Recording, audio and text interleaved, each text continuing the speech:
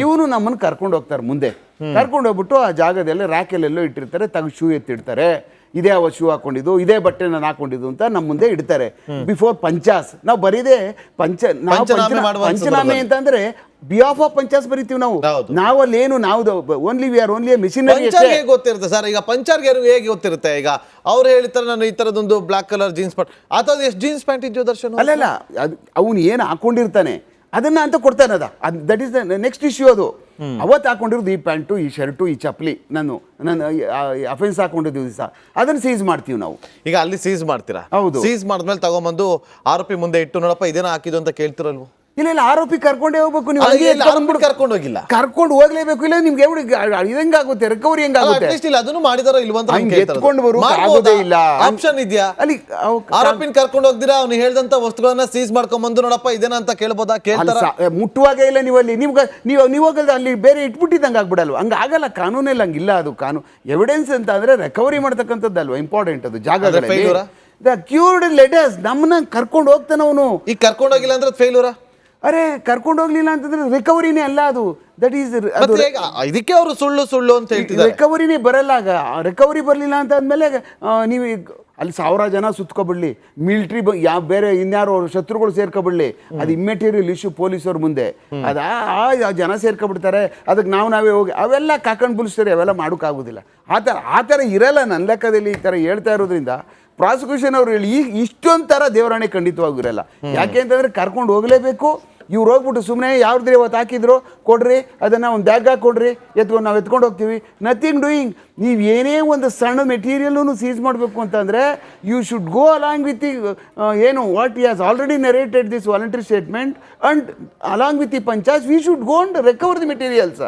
Not ಬೇರೆ ಇನ್ನೇನು ಮಾಡೋಕ್ಕೆ ಸಾಧ್ಯನೇ ಆಗೋದಿಲ್ಲ. That is the recovery. Court ಅದನ್ನೇ ನಂಬ್ತಕ್ಕಂಥದ್ದು. ಆ ಪಂಚಗಳು ಹೇಳ್ಬೇಕಲ್ಲ ಅದನ್ನ. ಬರ್ತೀನಿ ಸರ್. ಈಗ ಬ್ರೇಕ್ನ ಸಮಯ. ಈಗ ನಮ್ಮೊಂದಿಗೆ ವಕೀಲರಾಗಿರುವಂಥ ಮಂಜುಳಾ ಮುನವಳ್ಳಿ ಅವರು ಕೂಡ ಜಾಯ್ನ್ ಆಗಿದ್ದಾರೆ. ಮೇಡಮ್ ಮಾತಾಡ್ತೀನಿ. ಒಂದು ಬ್ರೇಕ್ ಆದಮೇಲೆ ಚರ್ಚೆ ಮುಂದುವರಿಯುತ್ತೆ.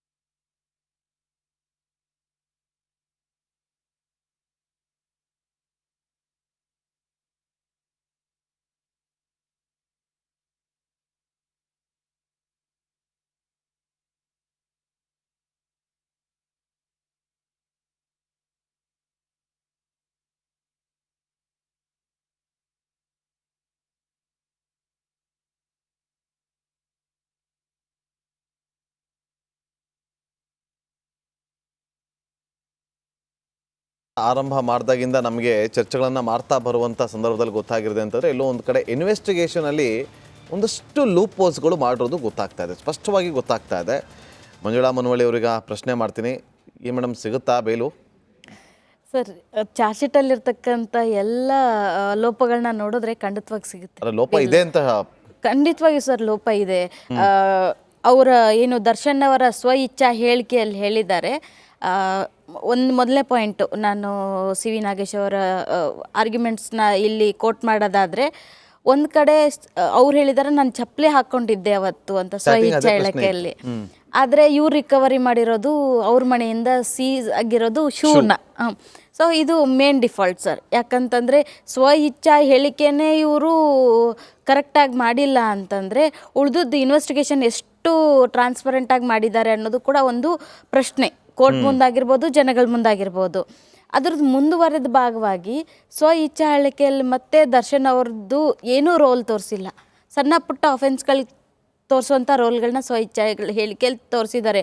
ಕಸ್ಟಡಿ 2 ದಿನ ತೊಗೊಂಡ್ರು ಸರ್ ಇವರು. ಆಲ್ಮೋಸ್ಟ್ 3 ವೀಕ್ಸಲ್ಲಿ ಮೊದಲನೇ ವಾರದಲ್ಲಿ 5 ದಿನ ತೊಗೊಂಡ್ರು, ಅದಾದಮೇಲೆ 6 ದಿನ ತೊಗೊಂಡ್ರು, ಅದಾದಮೇಲೆ ಇಷ್ಟು ದಿನ ಕಸ್ಟಡಿ ಇಟ್ಕೊಂಡು ಇವ್ರು ಏನು ಎನ್ಕ್ವೈರಿ ಮಾಡಿದ್ದಾರೆ ದರ್ಶನ್ ಅವ್ರನ್ನ, ಅಕ್ಯೂಸ್ಡ್ಗಳನ್ನ ಏನು ಎನ್ಕ್ವೈರಿ ಮಾಡಿದ್ದಾರೆ ಬಾಯ್ ಅಂತ. ಬಿಡ್ತಿರ್ಲಿಲ್ಲ, ಏನ್ ಕೇಳಿದ್ರು ನನಗೆ ಗೊತ್ತಿರ್ಲಿಲ್ಲ, ನಂದೇನು ತಪ್ಪಿಲ್ಲ ಅಂತ ಹೇಳ್ತಾ ಇದ್ರು. ಅವರಿಂದ ಬಾಯ್ ಬಿಡ್ಸಕ್ಕೆ ಅಷ್ಟು ದಿನ ಟೈಮ್ ತಗೊಂಡ್ರು ಅಂತ ಹೇಳ್ತಾರೆ. ಹೌದಲ್ವ ಸರ್. ಬಾಯಿ ಬಿಡಿಸಿದ ಆದಮೇಲೆ ಏನು ಹೇಳಿದ್ದಾರೆ ಸ್ವಇಚ್ಛಾ ಹೇಳಿಕೆಯಲ್ಲಿ? ನಾರ್ಮಲ್ ಆಗಿ ಇಡೀ ಚಾರ್ಜ್ ಶೀಟನ್ನು ನೋಡಿದ್ರೆ ಎಲ್ಲ ಅಕ್ಯೂಸ್ಡ್ಗಳದ್ದು ಮತ್ತು ಬೇರೆ ಸಾಕ್ಷ್ಯಾಧಾರಗಳ ಸ್ಟೇಟ್ಮೆಂಟ್ಗಳನ್ನ ನೋಡಿದ್ರೆ ಹೆಸರು, ವಯಸ್ಸು, ಅವ್ರ ಉದ್ಯೋಗ, ಇರ್ತಕ್ಕಂಥ ಸ್ಥಳ ಬಿಟ್ಟರೆ ಇರೋ ಫ್ಯಾಕ್ಟ್ಸ್ನ ಹಿಂದೆ ಮುಂದೆ ಮಾಡಿ ಹಾಕಿರ್ತಾರೆ. ಬೇರೆ ಏನು ಒಂದು ಸಿಂಗಲ್ ಲೈನ್ ಕೂಡ ಚೇಂಜಸ್ ಆಗಿರೋದಿಲ್ಲ. ನಿಮ್ಗೆ ಆಲ್ರೆಡಿ ಮಾಧ್ಯಮದವ್ರಿಗೆ ಚಾರ್ಜ್ ಶೀಟ್ ಸಿಕ್ಕಿದೆ, ಕೆಲವೊಂದು ಸ್ಟೇಟ್ಮೆಂಟ್ಗಳನ್ನ ನೀವು ಕೂಡ ವೆರಿಫೈ ಮಾಡಿರ್ಬೋದು. ಇದು ಕೂಡ ಒಂದು ಇನ್ವೆಸ್ಟಿಗೇಷನ್ ಲೂಪೋಲ್ ಅಂತ ಹೇಳ್ಬೋದು ಸರ್. ಅದಾದಮೇಲೆ ಶೂ ಮೇಲೆ ಇರ್ತಕ್ಕಂಥ ರಕ್ತದ ಕಲೆ. ಮೊದಲನೇದು ದರ್ಶನ್ ಅವರು ಸ್ವಇಚ್ಛಾ ಹೇಳಿಕೆಯಲ್ಲಿ ಹೇಳಿರೋ ಹಾಗೆ ತೀರೋದ್ಮೇಲೆ ನನಗೆ ಬಂದು ಇನ್ಫಾರ್ಮೇಷನ್ ಗೊತ್ತಾಯಿತು ಅಂತ. ಈಗ ಶೂ ಹಾಕಿಲ್ದೇ ಇರೋ ಶೂ ಮೇಲೆ ಇವರು ರಕ್ತದ ಕಲೆ ತಗೊಂಡು ಬಂದಿದ್ದಾರೆ ಹೇಗೆ ಅಂತ.